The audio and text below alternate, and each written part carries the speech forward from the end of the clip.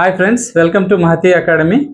ఈరోజు వీడియోలో మనము సెప్టెంబర్ 7న జరగబోయే ఫారెస్ట్ బీట్ ఆఫీసర్స్ ప్రిలిమ్స్ ఎగ్జామ్ని ఎలా ఎదుర్కోవాలి అనేది చూస్తాము. ఈ ఎగ్జామ్కి సంబంధించి 1,17,000 అప్లికేషన్స్ వచ్చినాయి. FBO, ABO ఎగ్జామ్కి ప్రిలిమ్స్కి. అదేవిధంగా మనకి FSOకి 19,000 అప్లికేషన్స్ వచ్చినాయి. అంటే కొన్ని సందర్భాల్లో పోల్చినట్లయితే కొంచెం తక్కువ అప్లికేషన్సే వచ్చినట్టు కనిపిస్తుంది. అయితే ఈ ప్రిలిమ్స్ ఎగ్జామ్లో మనకి 2 పార్ట్స్ ఉన్నాయి. జనరల్ స్టడీస్ పార్ట్ ఒకటి 75 మార్క్స్కి, అదేవిధంగా general science plus maths part మనకి 75 మార్క్స్కి ఉంది. మ్యాథ్స్లో అంటే 75 మార్క్స్కి ఉంది కాబట్టి ఇవి ఒక 35 ప్లస్ ఒక 40 రావచ్చు, లేదా ఇవి 40 కానీ అది ఒక 35 కానీ రావచ్చు. సో మ్యాథ్స్ ఉందని భయపడద్దు. మ్యాథ్స్ మనకి 3 పార్ట్స్గా ఉంది. అది అర్థమెటిక్, అలాగే జామెట్రీ, అలాగే మనకి స్టాటిస్టిక్స్ కూడా ఉంది. అంటే యాక్చువల్గా ప్రిలిమ్స్ కాబట్టి ఖచ్చితంగా ఎగ్జామ్ ఈజీగా ఉంటుంది. ఎగ్జామ్ ఒకవేళ టఫ్ అయినా ప్యానిక్ అవ్వద్దు, మీరు మామూలుగా రాయండి. టఫ్ అయితే మనకి కట్ ఆఫ్ కిందకి వస్తుంది. బట్ ఎగ్జామ్ మ్యాక్సిమం మనకి సులువుగా రావడానికి అవకాశం ఉంది. ఫర్ ఎగ్జాంపుల్ ఇప్పుడు స్టాటిస్టిక్స్ ఉన్నాయనుకోండి, ఎట్లా అడుగుతాడంటే మామూలుగా అంటే ఏపీఎస్సి ఎగ్జామ్లో క్వశ్చనింగ్ ఎలా ఉంటుందంటే ఆ సంబంధిత సిలబస్కి సంబంధించి ఆ ఒరిజినల్ పాయింట్ దగ్గరికి అభ్యర్థి వచ్చినారా లేదా చూస్తారనమాట. ఫర్ ఎగ్జాంపుల్ స్టాటిస్టిక్స్లో మనం తీసుకుంటే మన మీడియన్ ఉంది, అర్థమెటిక్ మీన్ లేకపోతే మీడియన్ మోడ్ ఉంది కదా, అంటే అంకగణిత మధ్యము, మధ్యగతము, బాహుళకం ఉన్నాయి. వాటికి సంబంధించి ఫార్ములాల్లో డేటా తీసుకొని ఆ ఫార్ములాలు వేసి ఆన్సర్లు రప్పించడం అలా ఉండదు. ఇలా అడుగుతాడు. మధ్యగతం కోసం అడగాలనుకుంటే ఏమడుగుతాడంటే ఏ విలువ, ఒక డేటా యొక్క ఏ విలువ పైన కింద సమానమైన విలువలు ఉంటాయి అని అడగొచ్చు. లేకపోతే మోడ్ సంబంధించి, లేకపోతే బాహుళకానికి సంబంధించి ఎలా అడగొచ్చు అంటే ఒక షాప్ ఓనర్, ఒక షాప్ కీపర్ లేకపోతే 28 సైజ్ ప్యాంట్లు ఒక 6 కొన్నాడు, 30 సైజ్ ప్యాంట్లు ఒక 12 కొన్నాడు, 32 సైజ్ ప్యాంట్స్ ఏమో ఒక 5 కొన్నాడు. ఇందులో బాహుళకం ఏది అని అడగొచ్చు. అడిగితే మీరు 12 పెట్టేయచ్చు. 12 బాహుళకం కాదు, 30 బాహుళకం. అంటే బాహుళకం అంటే ఏంటి? వెరీ ఆఫెన్ వచ్చేది, అంటే తరచుగా వచ్చే పరిశీలనాంశాన్ని బాహుళకం అంటారు. అంటే ఇక్కడ మామూలుగా తను రాసుకున్నాడు అనుకోండి, 28 6 టైమ్స్ రాస్తాడు. 30 సైజ్ ఏమో ఒక 12 టైమ్స్ రాస్తాడు, అంటే 30 ఎక్కువ వస్తుంది అబ్జర్వేషన్స్ లో. సో అలాంటి క్లారిటీతో అడుగుతాడు అనమాట. లేకపోతే పాయింట్ ఎలా అడుగుతాడంటే ఇలా డేటా ఇచ్చేసి తను ఏ సైజ్ ప్యాంట్లను ఎక్కువగా ఈసారి తెస్తాడు అని అడుగుతాడు. ఎక్కువగా ఈ ప్యాంట్లు పోతున్నాయి కాబట్టి 12 పోయాయి కాబట్టి ఈ 30 సైజ్ ప్యాంట్లు తెచ్చుకుంటాడని మనం ఆన్సర్ ఇవ్వాలి. అలాంటి క్లారిటీతో అడుగుతాడు అనమాట. అక్కడికి రావాలి. అది వదిలేసి మనం పదే ఫార్ములాస్తో మ్యాథ్స్ చేస్తే ఉపయోగం ఉండదు. సో ఎనీవే అలా సింపుల్గా అడుగుతాడు. అంటే మళ్ళీ పాయింట్కి వచ్చేసరికి సింపుల్గానే అడుగుతాడు అనమాట. సో ఎనీవే అది పక్కన పెడితే ఇక నెక్స్ట్ 75 మార్క్స్లో జనరల్ స్టడీస్ మనం తీసుకుంటే, జనరల్ స్టడీస్ ఇక్కడ 2 రకాల అభ్యర్థులు ఉంటారు. ఒకటి ప్రిపేర్ అయిన వాళ్ళు, ఆల్రెడీ చదువుతున్న వాళ్ళు, గత కొంతకాలంగా చదవకుండా ఎగ్జామ్ రాసిన వాళ్ళు, అంటే ప్రిపేర్ కాలేదు అయినా ఎగ్జామ్ రాస్తారు. వీళ్ళకి కూడా అవకాశాలు ఉంటాయి. జనరల్ స్టడీస్ ఉన్నప్పుడు అది అంటే ఈ తక్కువ రోజుల్లో 2-3 నెలల్లో చదివేసి దాన్ని ఏం చేయలేమన్నమాట. కాబట్టి వీళ్ళకి కూడా అవకాశాలు ఉంటాయి. ఏం చేయాలో మనం చెప్తాం చూడండి. కొన్ని రోజులుగా ప్రిపేర్ అవుతున్న అభ్యర్థులు కొత్త సబ్జెక్ట్ని ఇప్పుడు మీరు తీసుకోవద్దు, కొత్తగా ఏది చదవద్దు. మీరు కొత్తది చదివారనుకోండి, మీకు తెలియకుండానే మీరు ఇది వరకే బిల్డ్ చేసిన పాతది లెఫ్ట్ అయిపోతుంది. అది బ్రెయిన్ నుంచి తొలగిపోతుంది అన్నమాట మెల్లగా. ఈ కొత్తది మీరు ఎంత చదువుతుంటే ఆ పాతది అంతగా వెళ్ళిపోతుంది. ఓకే, కాబట్టి చదివినదే మీరు రివిజన్ చేయండి. మన అకాడమీలో ఎవరైనా తీసుకున్నట్టయితే జాగ్రఫీ క్వశ్చన్లు రివిజన్ చేయండి. ఫస్ట్ చెప్తున్నాను నేను, జాగ్రఫీ క్వశ్చన్లు రివిజన్ చేయండి. AP history, national movement material మనం ఇచ్చింది చదవండి. అదేవిధంగా డిజాస్టర్ మేనేజ్మెంట్ మనం ఇచ్చిన మెటీరియల్ చదవండి. డిజాస్టర్ మేనేజ్మెంట్లో క్వశ్చన్స్ కూడా చేయండి. ఇండియన్ హిస్టరీ క్వశ్చన్లు కూడా రివిజన్ చేయండి.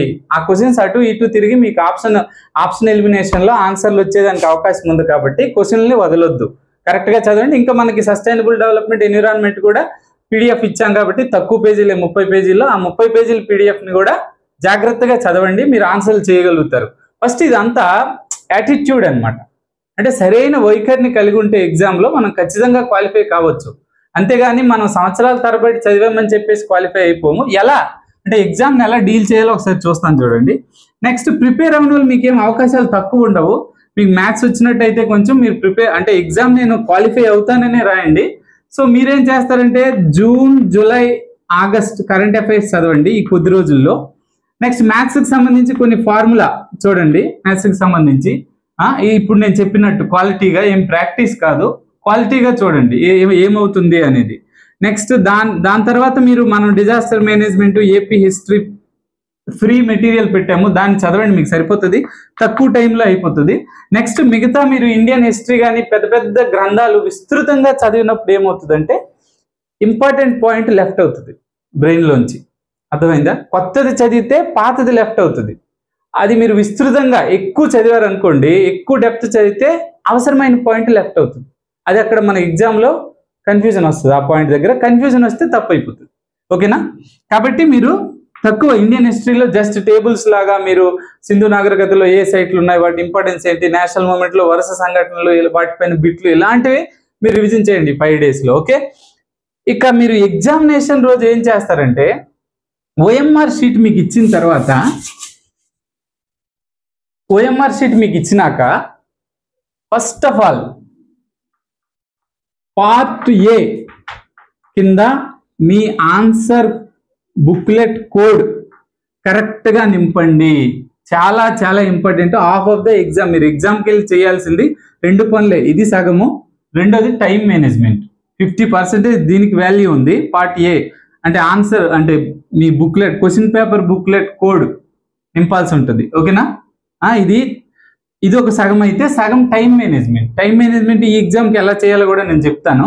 అయితే చూడండి, పార్ట్ ఏకి సంబంధించి మీకు అంటే ఎంత ఇంపార్టెంట్ ఇదని చెప్పడానికి, మొన్న 210 మార్కులు వచ్చిన ఒక గ్రూప్ 2 అభ్యర్థి ఇది తప్పుగా బబుల్ చేశారనమాట. బబుల్ చేసి తను ఏపీఎస్సికి వెళ్ళి చాలా పై స్థాయిలో రిక్వెస్ట్ పెట్టినా కానీ రిజెక్ట్ అయింది రిక్వెస్ట్, డిస్క్వాలిఫై అయినారనమాట. కాబట్టి ఎంత ముఖ్యమో చూడండి, ఒక జీవితమే మారింది. ఒక ఉద్యోగం వచ్చే అవకాశం ఉన్న అభ్యర్థికి అవకాశాలు పోయినాయి. కాబట్టి ఇంకొక ప్రాబ్లం కూడా అక్కడ ఉంది. మీరు పెట్టడానికి కారణం ఏంటంటే అక్కడ పార్ట్ ఏ పైన వెంటనే ఉంటుంది, పైన టక్ మని ఏ దగ్గరకు వస్తుంది అంటే దీనిపైన మన విజన్ పడి ఆటోమేటిక్గా కొంచెం తత్తరపాటు ఉన్న వాళ్ళకి ఏ మీదకి వెళ్ళిపోతారు. ఓకేనా? కాబట్టి ఫస్ట్ మీరు క్వశ్చన్ పేపర్ బుక్లెట్ కోడ్ చూసి 4 ఆప్షన్లో ఇది కాదు, పార్ట్ ఏ కాదు, 4 ఆప్షన్లో ఏదో అది కరెక్ట్గా బబుల్ చేయండి. సి అయితే సి బబుల్ చేయండి. హాఫ్ ఆఫ్ ద ఎగ్జామ్ ఇది బబుల్ చేయకపోతే మీ ఎగ్జామ్ పోయింది కదా ఫస్ట్లోనే. కాబట్టి అందుకే మరీ చెప్తున్నా, క్వశ్చన్ పేపర్ బుక్లెట్ కోడ్ మీరు కరెక్ట్గా బబుల్ చేయండి. ఇన్ కేస్ ఒకవేళ తప్పుగా బబుల్ చెయ్యొద్దు. ఒకవేళ చేస్తే మీకు ఇచ్చే క్వశ్చన్ పేపర్ బుక్లెట్ ఓపెన్ చేయకుండా మీరు ఏది బబుల్ చేశారో, పొరపాటుని ఏ బబుల్ చేశారు సికి, ఆ క్వశ్చన్ పేపర్ అడగండి.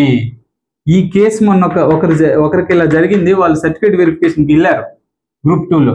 అంటే తను ఈ 2 టైం వచ్చిన అతను ఏదో అక్కడ ఎగ్జామినరు, ఇన్విజిలేటరు పర్లేదు ఏం కాదు మేము సరి చేస్తామని చెప్తే అదే బుక్లెట్ కోడ్లో తప్పేసేసి పేపర్ చేసి ఇచ్చేసి వెళ్ళిపోయాడు ఆయన, వాళ్ళని నమ్మి. బట్ ఇంకొక ఆమెకు కూడా జరిగింది. ఆమె తప్పుగా దేనికి బబుల్ చేసిందో ఆ క్వశ్చన్ పేపర్ ఇచ్చారనమాట మళ్ళీ. ఇప్పుడు ఆమె సర్టిఫికేట్ వెరిఫికేషన్కి వెళ్ళింది. ఒకవేళ ఇది వద్దు, ఈ ఆప్షన్ అసలు లీస్ట్ కన్సర్న్డ్ ఆప్షన్ అనమాట, అసలు చేయకూడదు ఇది. ఒకవేళ అయిపోతే ఏం చేస్తాం, అప్పుడు ఈ పని చేయాలి. ఓకే? నెక్స్ట్ ఏం చేస్తారంటే క్వశ్చన్ పేపర్ చేసినప్పుడు క్వశ్చన్ని చాలా కేర్ఫుల్గా చదవండి.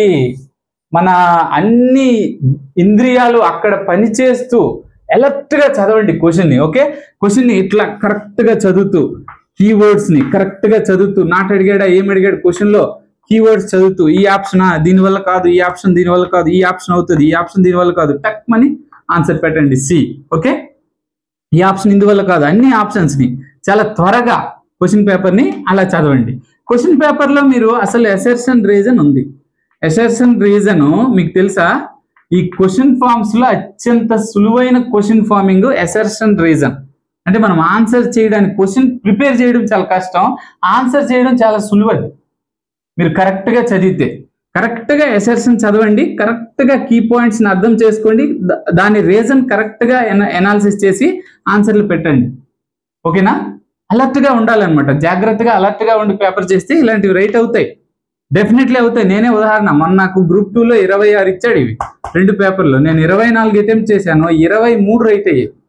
నాకు అవి ఈజీగా అనిపించాయి. అండ్ నాకే కాదు, నేనేమి అది ఇదేం చెప్పట్లేదు, అందరికి కూడా ఈజీ అవుతాయి అవి. మనం కరెక్ట్ సబ్జెక్ట్ చదివి, క్వశ్చన్ కరెక్ట్గా ఎసర్షన్ చదివి, ఒళ్ళు దగ్గర పెట్టుకుని జాగ్రత్తగా ఎసర్షన్ చదివి రీజన్ని అనలైజ్ చేస్తే ఇవి ఎక్కువ రైట్ అవుతాయి, రైట్ అవడానికి అవకాశం ఉంది. ఓకేనా? ఎనీ క్వశ్చన్ ఫామ్ మీరు ఇబ్బంది పడకండి, క్వశ్చన్ పేపర్ అంతా నీట్గా చదవండి, అలర్ట్గా చదవండి. ఓకే, నెక్స్ట్ ఇది అయిపోతే మీకు exam link second point time మేనేజ్మెంటే. ఈ ఎగ్జామ్ ఎస్పెషల్లీ ఈ ఎగ్జామ్ ఎందుకంటే GS 75 ఇక్కడ మెంటల్ ఎబిలిటీ ఉంటుంది, మళ్ళీ జనరల్ సైన్స్ మ్యాథ్స్ 75 ఇక్కడ కూడా మనకి మ్యాథ్స్ ఒక 35 ఉంటుంది. కాబట్టి ఈ ఎగ్జామ్కి టైం మేనేజ్మెంట్ చాలా చాలా చాలా ముఖ్యం. మీరు చూడండి, జనరల్ స్టడీస్లో మీకు 75 మార్క్స్ ఉంది కదా, దీన్ని ఒక 70 మినిట్స్లో చేయండి, వీలైతే 65 మినిట్స్లోనే, అంటే 70 మినిట్స్ దీనికి ఇవ్వండి. జనరల్ సైన్స్ ప్లస్ మ్యాథ్స్కి మీరు 80 మినిట్స్ ఇవ్వండి. ఓకే, దీనికి అంటే సెకండ్ పార్ట్కి 80 మినిట్స్ ఇవ్వండి, దీనికి 70 మినిట్స్ ఇవ్వండి. ఈ 70 మినిట్స్ ఇచ్చి 65 మినిట్స్ మాత్రమే చేయండి. చేసి చివరి 5 మినిట్స్ ఒకవేళ అయిపోతే అయిపోయాయి, 75 బిట్స్ మంచిదే, మంచి మార్కులు వస్తాయి. ఒకవేళ అవ్వలేదు అనుకోండి, ఒక 50 ఇంక 25 ఉన్నాయి అనుకోండి, ఈ 5 మినిట్స్ ఏం చేస్తారంటే మీరు 5 మినిట్స్ ఏమైనా డైరెక్ట్ సింగిల్ లైనర్ క్వశ్చన్స్ ఉన్నాయా, నాకు ఆన్సర్ వచ్చేవి ఈజీగా, అంటే ఏపీ స్త్రీ శక్తి పథకం దేనికి ఉద్దేశించింది, మహిళల ఉచిత బస్సు ప్రయాణం అని ఇచ్చాడు క్వశ్చన్. అది చూడకుండా టైం లేకపోవడం వల్ల అది చూడకుండా వెళ్ళిపోకూడదు, అది చూడటానికి 5 మినిట్స్ సింగిల్ లైన్ ఆన్సర్స్ చూసేయండి. కష్టమైతే వదిలేండి, పెద్ద పెద్ద క్వశ్చన్లు వదిలేండి, సింగిల్ లైన్ ఆన్సర్స్ మీకు చూసిన వెంటనే ఆన్సర్ పెట్టేలాగా ఈ 5 మినిట్స్ చూడండి. ఇక నెక్స్ట్ ఈ 80 మినిట్స్కి వెళ్ళండి. ఫస్ట్ ఇందులో GS ఏం చేస్తారంటే ఒక 35 బిట్స్ ఇచ్చారనుకోండి, మీరు 25 మినిట్స్లోనే చేయాలి. ఒక 35 కానీ లేకపోతే 40 ఇచ్చారనుకోండి, 25 మినిట్స్లోనే కంప్లీట్ చేయాలి. జనరల్ సైన్స్ వేగంగా చేయాలి ఎగ్జామ్. నెక్స్ట్ అది అయిపోయినాక మ్యాథ్స్లో ఇంకెంత ఉంటుంది, 25 అయితే 80లో ఇంకో 55 ఉంటుంది కదా, 55 మ్యాథ్స్ ఒక 40 క్వశ్చన్స్కి వెచ్చించండి. 40 క్వశ్చన్స్కి మీకు ఈజీగానే ఉండబోతుంది మ్యాథ్స్. అలాంటి క్వాలిటీ చదువు ఉంటుంది కాబట్టి కొంచెం డైరెక్ట్ ఆన్సర్లు వచ్చేవి కూడా మ్యాథ్స్లో ఉంటాయి కాబట్టి మీరు చేయగలుగుతారు. ఎన్ని క్వశ్చన్లు మనము కరెక్ట్గా చూసి చదవగలిగితే మనం క్వాలిఫైయింగ్కి అంత దగ్గర అవుతాం అనమాట. కాబట్టి అన్ని శక్తులు ఒకే దగ్గర కూడగట్టి ఎగ్జామ్ని ఈ విధంగా బాగా రాయండి, ఖచ్చితంగా క్వాలిఫై అవుతారు. Thanks for watching.